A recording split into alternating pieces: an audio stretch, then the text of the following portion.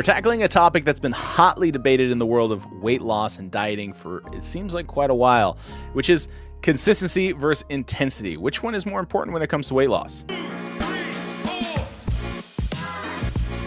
Welcome back, Weight Warriors. If you're someone who's on a fat loss journey like I am, or you're planning to start one, you're in the right place. I'm Mike. I'm a fat guy trying not to be fat anymore by making lifestyle changes. Now let's talk about consistency versus intensity. And specifically, we're going to be looking at dieting habits, because the idea of consistency versus intensity in like resistance training and cardio and, different sorts of physical activities, it's a little bit different looking at it from that perspective. I think looking at it from the nutritionist perspective, I think it's a lot more clear cut who the winner is. But overall, I think it's still a discussion worth having. So again, when it comes to dieting habits, my opinion is consistency wins hands down. This means developing healthy eating habits that you can maintain over time and stick to as a lifestyle change, rather than just a really hard diet for like a week where you drop a ton of weight and then you gain it right back the next week. But on the other hand, intensity does also have its place, and it is also important when it comes to dieting. If you're not challenging yourself and you're not really adding any of a calorie deficit, you're not really going to be making much progress. And again, intensity doesn't mean that you're killing yourself. It just means that you're pushing yourself a little harder, working a little bit more to get to the goals that you want to achieve. Cutting out unhealthy foods from our diets is something that we should do. And as far as, being more consistent over it rather than just completely cutting everything out that's not good for you. And again, I'll give props to intensity. Cutting out certain foods from our diets really can have some amazing benefits. Again, you'll see faster results by increasing that intensity.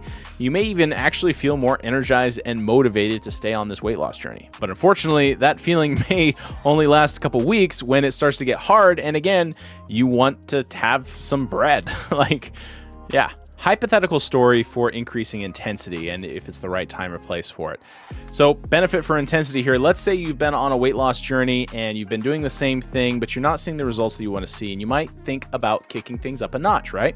So you might increase the intensity of your dieting efforts by actually cutting calories an extra 200 calories a day. So you might think of increasing your calorie deficit or your calorie cut by cutting an additional 200 calories a day to increase it maybe to, hypothetically 500 calorie deficit per day. Now that might work actually. Increasing your intensity of your dieting efforts may actually yield some quick results, but it's important to remember that there are some negatives on solely focusing on intensity and just ramping that up even more and more. I was being pretty conservative in that 200 calorie increase to your deficit, but some people, me in the past, have not done a 200 calorie deficit or a 500 calorie deficit, but I've done like a 1200 calorie deficit.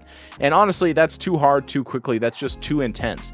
Personally, I've done that. And again, I've given up altogether because of burnout or really just feeling like crap. But worse than that is I've done metabolic damage to myself in the past, where, you can recover from that, but essentially metabolic adaptation is where your body conserves more energy that you burn and actually burns less calories because it's getting more efficient on the calories that you give it. And if you're curious about metabolic adaptation, I've made a video about it. Check it out in the channel. But like I said, metabolic adaptation is a big result oftentimes of increasing the intensity of our dieting efforts. And like I said, that's really the last thing that you want to happen while you're trying to lose weight, is your body getting more efficient on the calories that you give it. But there's not just drawbacks on the intensity side of this argument. There's also some issues with only having consistency with no intensity.